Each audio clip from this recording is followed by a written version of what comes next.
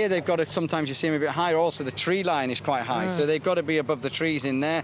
But when they've been able to go in that open spaces across the fields, absolutely, it has been, it's been really great. It's one of, well, I think my job's quite cool, but I think they have a very cool job as well.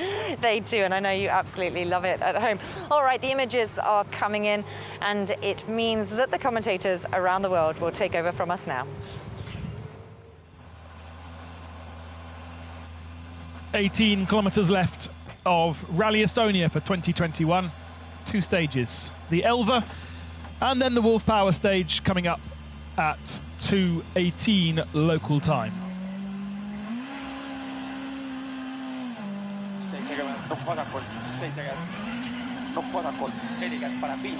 Ott Tänak's been cleaning the road in the first pass. Equal fastest with Thierry Neuville on the first 2 stages, but I think the cleaning was too much in the power stage and ended up actually one of the slowest WRC cars in the first run of the power stage.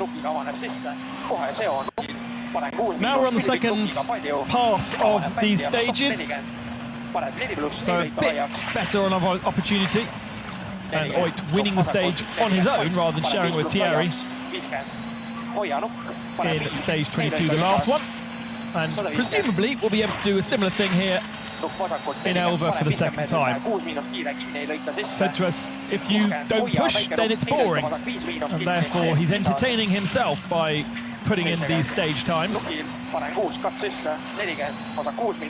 Is he going to try and get some power stage points? Can he get power stage points from his road position? That's the real question. Certainly from the evidence of the first run, perhaps it's going to be tricky, but we do know some cars will be really taking it easy through the power stage just to get home. Therefore, there might be an opportunity. This Elva stage, exactly the same as what they ran last year, and with plenty of asphalt. Both this section and also the rallycross section at the end of the loop. It is our longest stage of the 3 here on Sunday.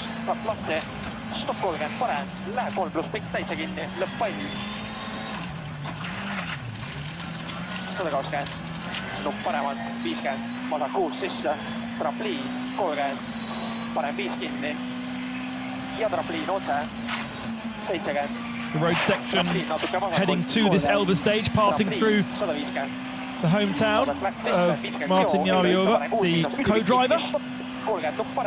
His father, the mayor of Elva, and with a rallycross track just round the corner. Very much the way that he got himself involved in motorsport as a family.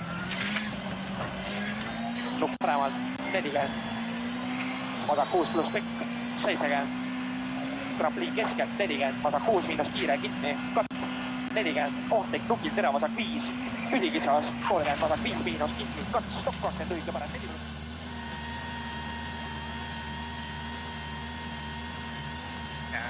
Pierre-Louis Loubet next into the stage. We do have 2 splits in this stage to have a look at, to compare times.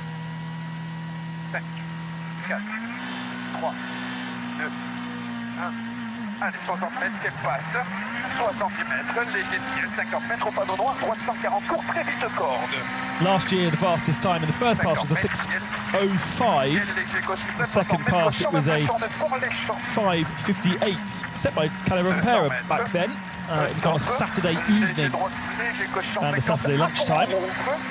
And Ott Tänak was the fastest man through this stage on the first pass with a 6:002. In fact, Thierry matching him, as I said before. So that's the time to aim for. Gives us an idea of how Tänak has got on, how hard he is still pushing.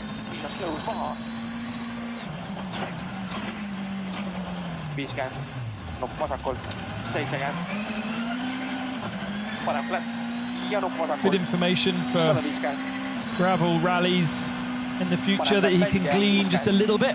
Obviously, we go on to tarmac for our next rally.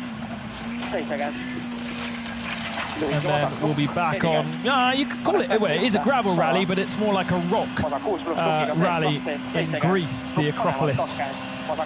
the return of the Acropolis in September is when we'll get our gravel spec cars back out. And as you can see with this stage, very different characteristics than we saw with the slow speed, fiddly nature of the first one, and the even slower speed, fiddly nature of our Wolf Power stage today. Into the slightly narrower section under the trees, and then we'll be soon heading into the rallycross track. To see just how careful Oit is being, it's a really good place because plenty of medium speed corners, and that's the way you abuse your tyres. So if he's being super cautious through here, then he is trying to preserve something, some bite from his softs. Sorry for the delay. Hi, Jules. Hi. I was just now kind of out the back door, and Harry Rovanpera stopped me. And I was like, I need to go. You got to say hi, though. You got to say hi. Well, he was asking, where is the stop line? Where's the stop line? I was like, right, down there, across that field, down there. So Harry Rovanpera is in the house. Epic. Very, very excited to see his reaction to his son's achievements. He's kept a low profile this weekend, really, away from our cameras.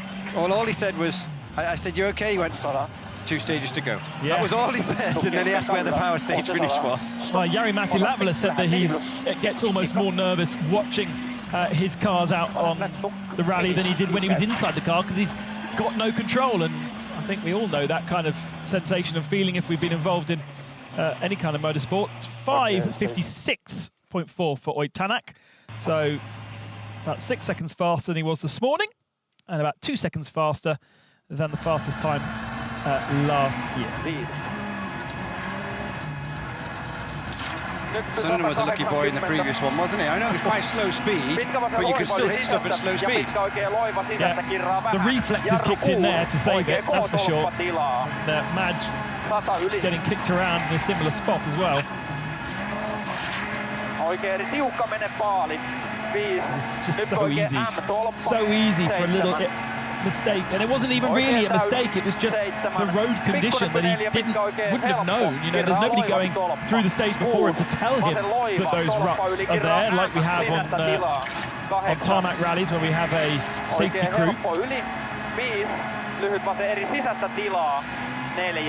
He just hit the rut slightly at the wrong angle, which then spat him out. And that's the big problem. We mentioned this yesterday, didn't we, about the ruts? Some drivers don't particularly like it. Ogier's not a massive fan. Like Jari-Matti Latvala, he's not so much a fan, but he can work with them. But when it goes wrong and you get spat out, you're in a bit of a predicament.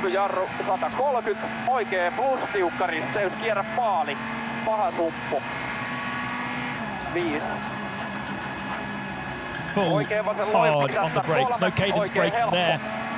Absolutely pedal to the floor to get the forward slowed down for that right-hand corner back onto gravel. It's got the traction, got the performance in the brakes. Pour droite 150 près derrière 50 mètres, droite 150 près, pas corde très large, sur gauche il courbe 90 mètres, droite pas 40 plus corde large, sur gauche il courbe 20 mètres, droite il courbe 180 mètres, rouge quitté, à droite 70 mètres, tenir fort. Pierre-Louis looking pretty relaxed behind the wheel, doesn't he? Yeah, he'd be one stage and about half a K away from just wanting to do what he was aiming to do from the start, which was get to the end, not make any mistakes, not take too much pressure. And then you build from that point again. Build back that confidence and that pace.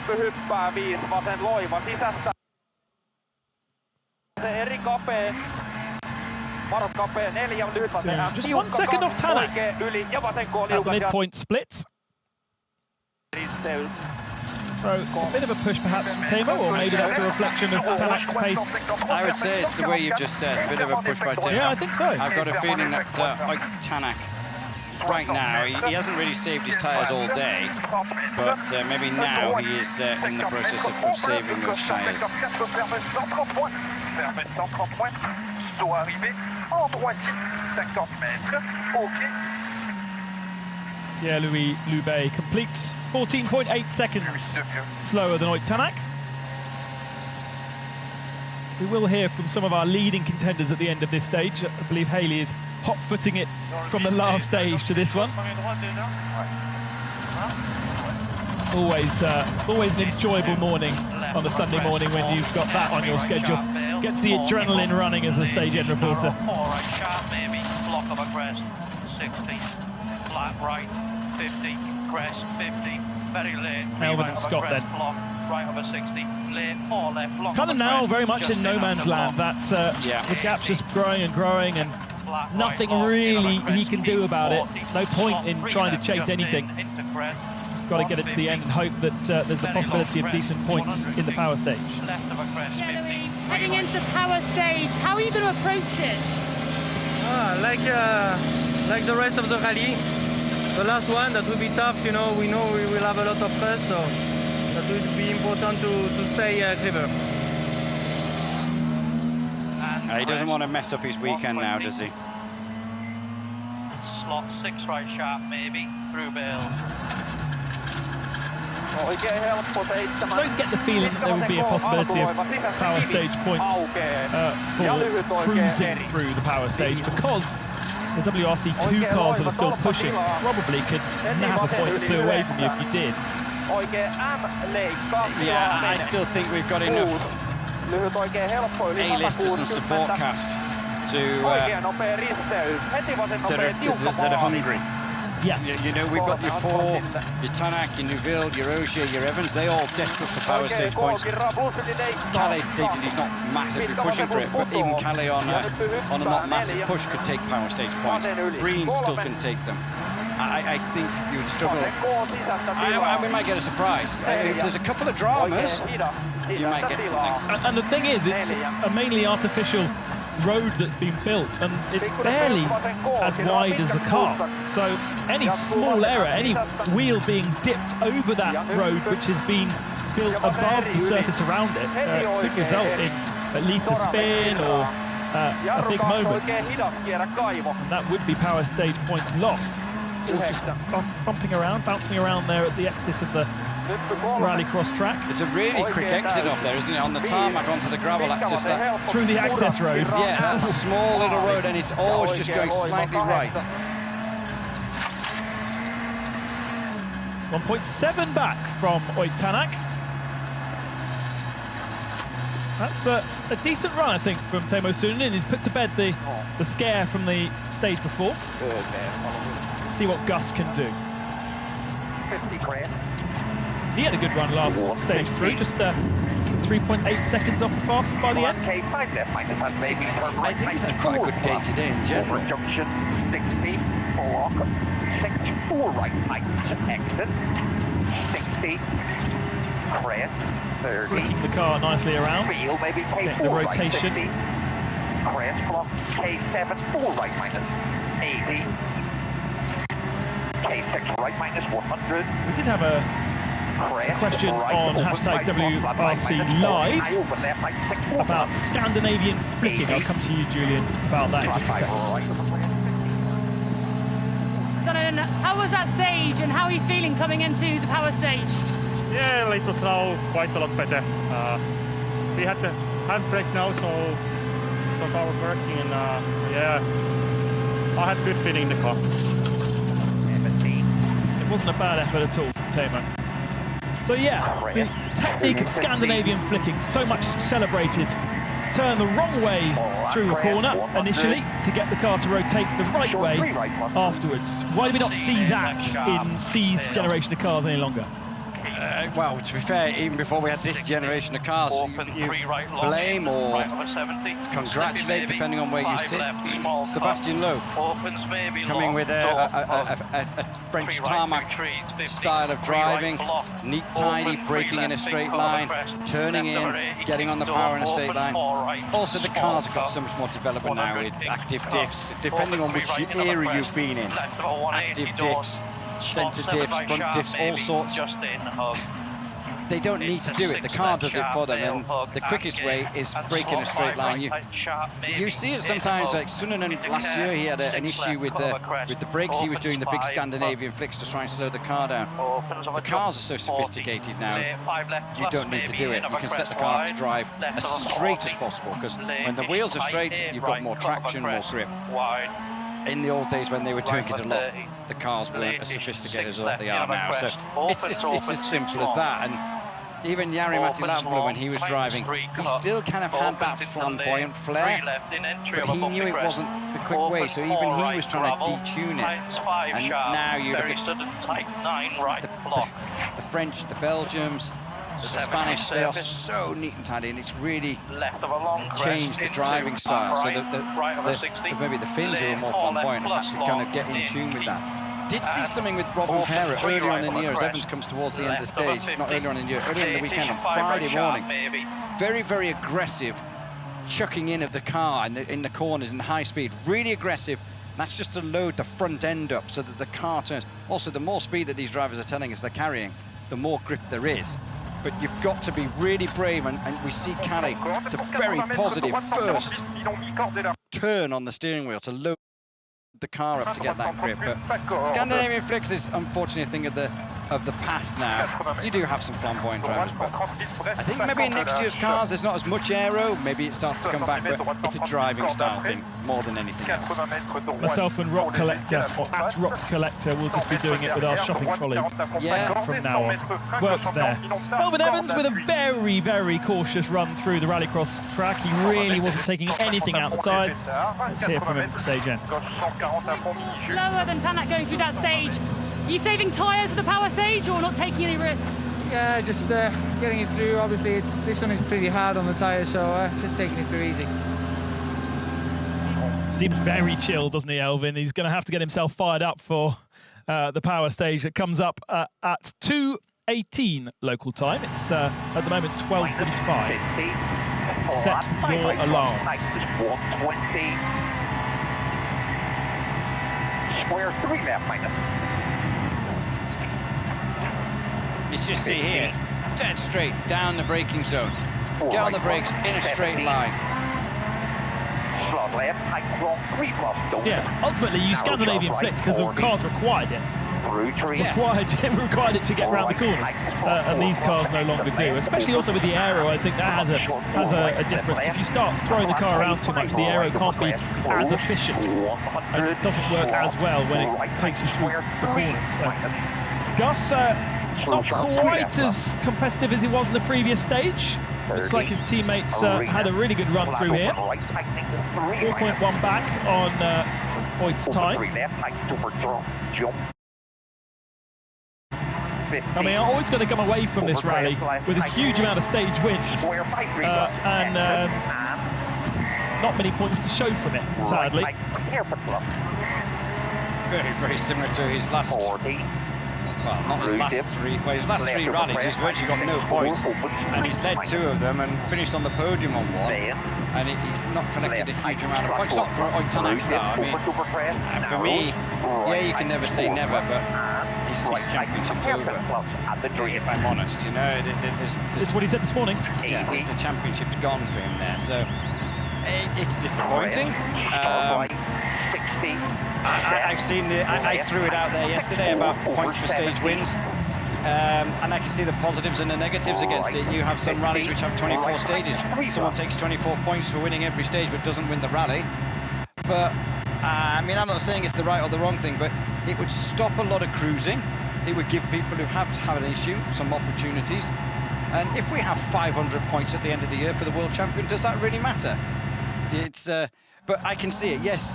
You might have more people throwing tactics in with road position and things like that. But it gives everybody a story. Us, the fans, the teams. There's always some strategy, some jeopardy, which is always... I love that. I think the key for me with Oit's performance this weekend is that he has been in probably the worst road position for the most amount of stages, and yet still has managed to take those stage victories. All morning, he swept the road, first on the road all morning, and won every stage bar one. He's won the one we've just had. He's on course for winning this one too, all being first on the road. Let's hear from Gus.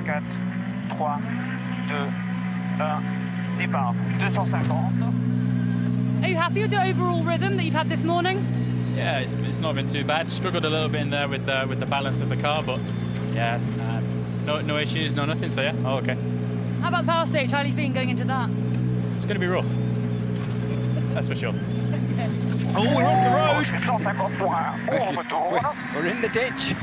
Just not a very big ditch, but we were off the grey stuff. We were slightly into the grassy stuff. This is what I said about Thierry in the last one. He was a little bit ragged. He is not cruising. He's still not cruising. Yeah. He's not worried about his tyres. He's gap. No, it's down to 18. Yeah, it's down to 18 seconds. Yeah. And it's 20 to Ogier. So Ogier's still not going slowly because it was only 18 this morning. So the pair of them are still pushing each other along. They are coming towards Breen as well. They're starting to round him up. I know this has been a warm up, hasn't it, for Seb to get in the rhythm for the power stage. Look at that, faster than Oit in the first split, and pretty much equal to him in the second one. Compared this run through the rallycross track to Elvin Evans' run, and it's chalk and cheese. Seb is loading this car up, he's throwing it around. The other thing that Hyundai might be looking at, it's been talked about moving the cars around. The only way Breen can do that in a proper structured way that they know what they're going to do is check him in early to a stage. Check him in late to a time control or something, which is 10 seconds per minute. Yes, Breen can slow down, but you don't know what Ogier is doing. At the minute... Oh, Ogier goes fastest. There we go. Well, road position, isn't it? Yeah, road position to Tanak. But Ogier's obviously just starting to warm himself up again as well. 1.2 faster than Tanak on the penultimate stage of the rally. He's not got many stage wins to his name this weekend. And he's got a bit of a wait before he gets into that final stage. Here's Craig. He's at the start. Paul just taking a drink.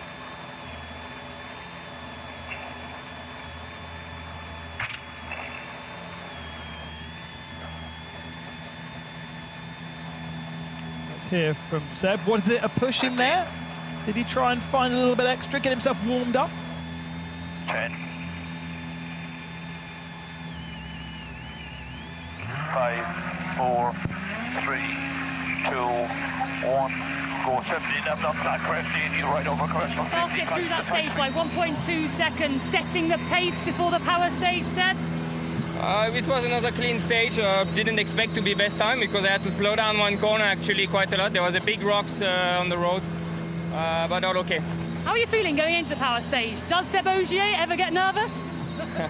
Excited, I would say, because it's always excited when there is a point to fight for. Yeah, he was missing that feeling, wasn't he, yesterday a little bit? Just knowing that he had so many stages to go and wasn't really able to fight too hard. But it does sound like he's fired up for the power stage, and we're going to see a spectacular push from the best in the world. Now, watch out for what he mentioned earlier. A big rock in the road. Had to slow down a lot, presumably go offline to avoid it. Sommet droite, tourne ferme, centre point, tourne vite. Ferme, centre point, tourne vite, qui ouvre. 120. Just hearing a report that potentially Neufville checked in late to the stage. If that's the case, he takes a 10-second penalty. Let me just get up the... trying to think what I call it now.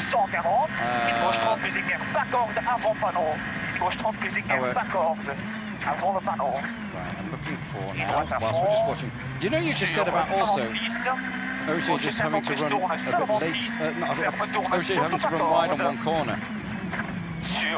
Did Neufville, when he just had that moment, was he trying to avoid these rocks and ended up just being pushed further out? According to the timing screen that I've got, Thierry started the stage at 12:48. he should have started 3 minutes after Ogier, which he started at 12:44, so he did start 1 minute late. Okay, so if that is correct... If that's correct. Well, when I say if it's correct, he might have been given that time by the marshals, there might have been a situation, but in theory, he did not start 3 minutes after Ogier. But are we running 4-minute gaps now? I mean, because we keep chopping and changing, actually, we shouldn't be running 4-minute gaps? Not with anybody else. Not with anyone else, okay, right. But if there was a big rock in the road that Seb had to slow down for, perhaps they did delay it a little bit just to allow them to clear some, if it really was a big rock, if it really was kind of a boulder in the middle of the road that was dangerous to competitors. Neuville has got a red line through him, like a red written writing. So in theory, he has, according to the timing, he said marshals might have done something. They might have been advised to start him late, but at the minute, Neuville's name is in red for his start time in this stage. As you said, Ben, 12:41 was Ogier's. No, that's right. Yeah. 12:41 to 12:44. That's 3 minutes. That's 3 minutes, yeah. Yeah, so I don't think there is an issue. Neuville goes 0.1 faster than Ogier. The gap now 20.7. Yeah, I'm unsure whether there is a...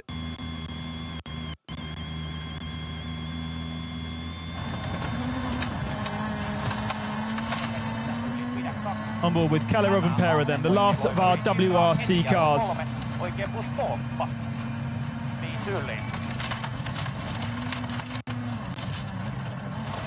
In the stage, Craig Green just ahead of him.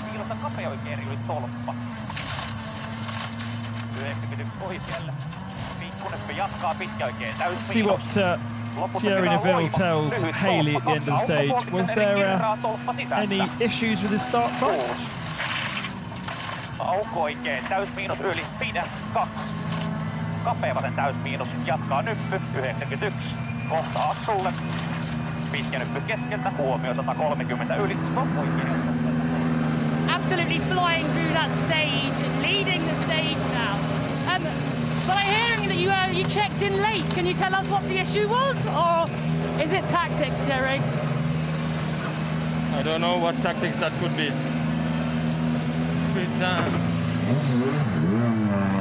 Okay. Well, sorry for any French listeners. That was a naughty word. Yeah, but hang about. He's upset by something. Yeah. I don't know what tactics that could be, basically mean, and then we know what that word means in French. So maybe it is correct. Maybe it is, and if that is the case, what were they? 18. So the gap goes down now. If we got to 8, down to 8. If it was just 1 minute late, by the looks of things, it was just 1 minute. Oh wow, drama then. Well, to be fair, he won the stage first time through on the power stage rehearsal, so I'm not too concerned of him dropping 8. It just puts him under a bit of pressure. But what it does do now, Hyundai will have to drop Breen 2 places potentially to give Neuville 1. And they won't want to do that. They won't do that because that takes them away from the manufacturer's points. That's the thing that's really wound him up, probably. If this is correct, and it's 8 seconds, let's say it finishes less than 10, they're going to have to let Neuville through. They're going to have to let... Are they going to have to let him through? Thierry does have a penalty of 10 seconds to his name on the classifications. Okay. The gap is 10.7 seconds after this stage between Neuville and Ogier. Well, let's see when Breen comes through what the gaps are. But it's obviously in 10-second increments.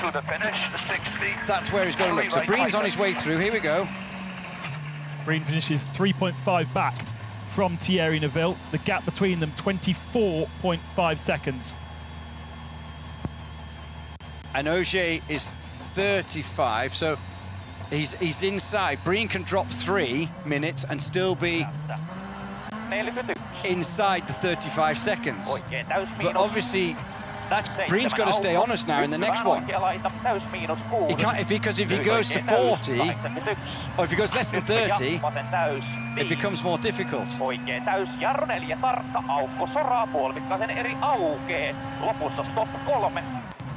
Rovanperä in. Here we go. The question for me is why? What happened at the start of the stage that meant that he was 1 minute late. Here's Craig. With just the power stage left to go, how are you feeling? Yeah, pretty good. It's a pity that stage is in really amazing condition. It's just perfectly clean, no big ruts or surprises. It would be, yeah, it'd be awesome to be still in a fight now, but obviously, yeah, the focus is somewhat different.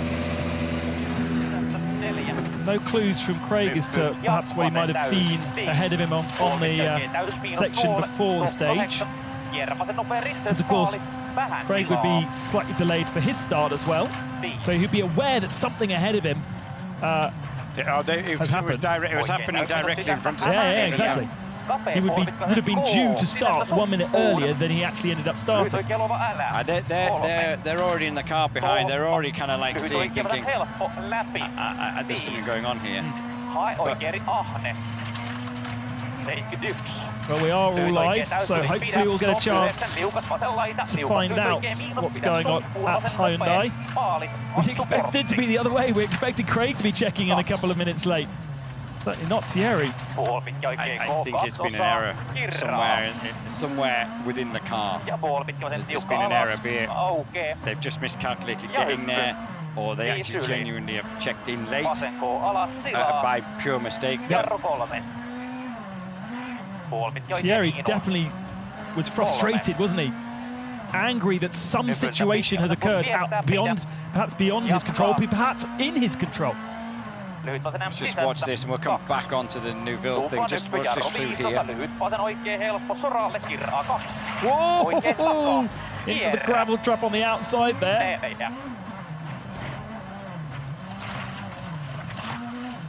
Now, Kalle was struggling with grip on warm, soft tyres. We heard that across the weekend. Doesn't have the same feeling when the tyres are starting to lose, they're not at their best.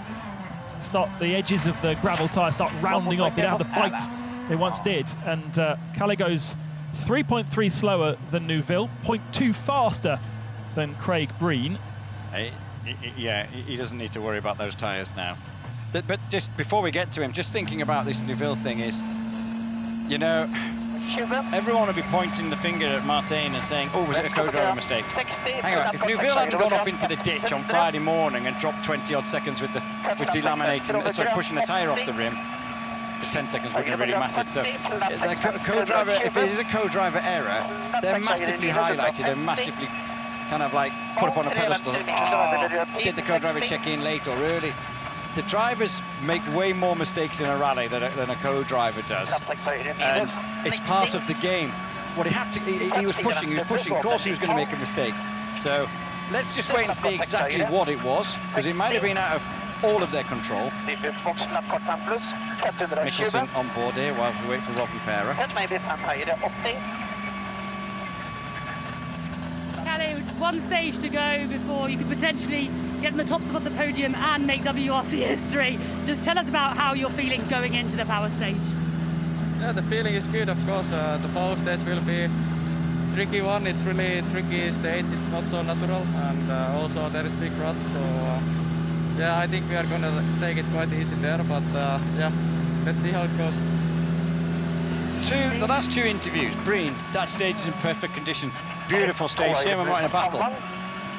Kalle, it's big ruts, it's difficult. No, the ruts were about the next stage. Oh, the next stage, sorry. Yeah. I was thinking, how have we got two drivers talking about totally different things? I didn't hear the bit about the next stage. Such a contrast when we go from onboard a WRC car to onboard a WRC2, but such as the feeling inside the car, such as the difference in car completely. Still just as much of a handful for these guys in WRC2 as it is for our WRC runners. Speeds might not be the same, but certainly the driving requires a similar amount of talent. So Mikkelsen sets the bar for WRC2 then, and has a bit of a chat in Norwegian. 6:16 is the time. How much can Mads take out of him this time? Oh, in the split, he's not. He's 1.1 slower. What's going on the front bumper there? Right front. I think it's just, no, is that not one of the vents? Yeah? One of the vents, or... I mean, he hasn't lost a huge amount of time, so whatever it is not slowed him down, but it doesn't look like it should be sticking out quite as much as it is.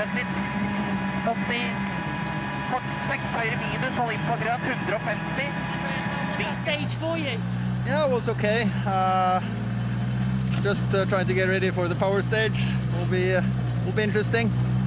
I guess it will be quite rough, but this stage was actually in very good condition. Very tough for the tires, so I tried to save them a bit. So let's see.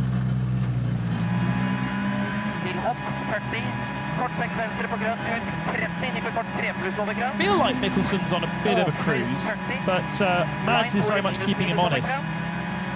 Yeah, just looking back through the results from earlier on in the day, Mads was had a good run through the first stage, and then in the second one it kind of like came back. Well, Mads was still quicker, but the gap wasn't as big. I mean, considering Mads is carrying apparently a brake issue that he can't fix, he's doing pretty well. Certainly wouldn't be driving this fast if I didn't have any brakes.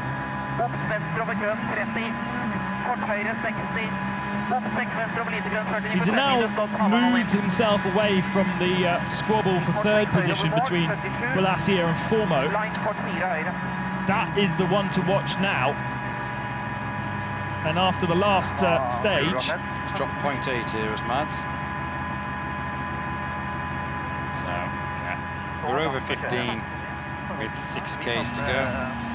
7Ks to go. He needs some help. Yeah, Mads is 15 clear of Balasia, so in a comfortable position, 14.4 back from Mikkelsen before coming into this stage, but that's slightly widened now. And actually, Formo lost quite a bit of time to Balasia in the last stage, ended up 6.1 back. Balasia quickest of the WRC2 cars through that split. And fastest in the previous stage, so really having a great morning on Sunday here in Estonia. Let's hear from Mads. Is he still carrying that issue? Maybe he's getting out. I actually thought he was, but... Yeah.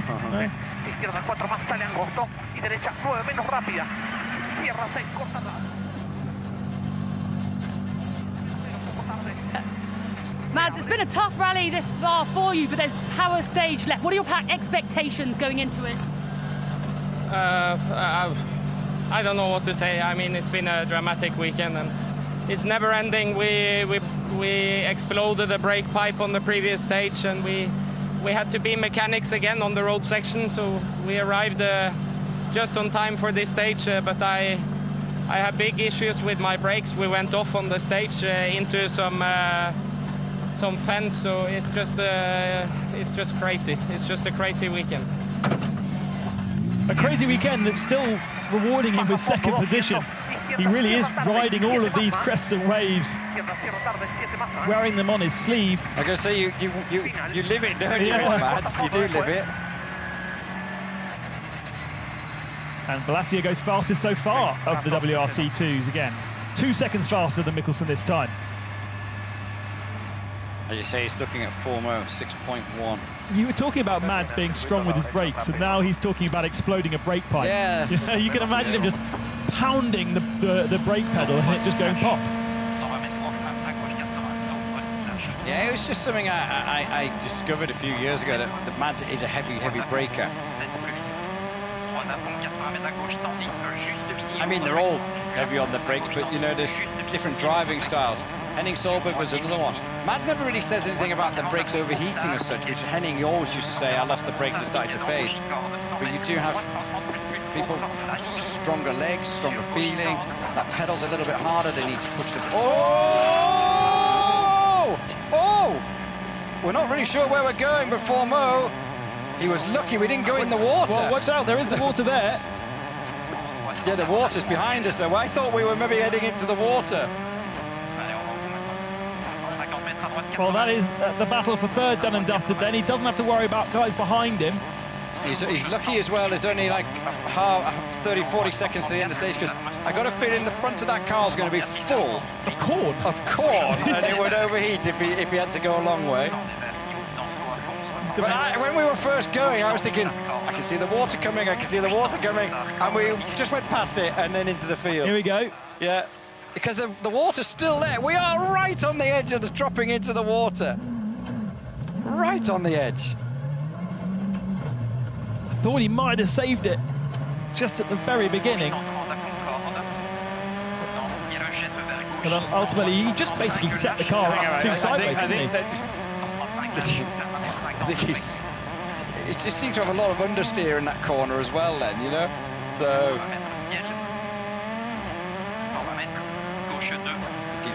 He's backed off us, giving himself a bit of a fright. But, you know, this is where he was lucky that was just a big, open, flat field. There's so many of these stages with trees around him. And well, you've got to give it a go, Adrian. You've got to give it a go. Thanks his co-driver for the work.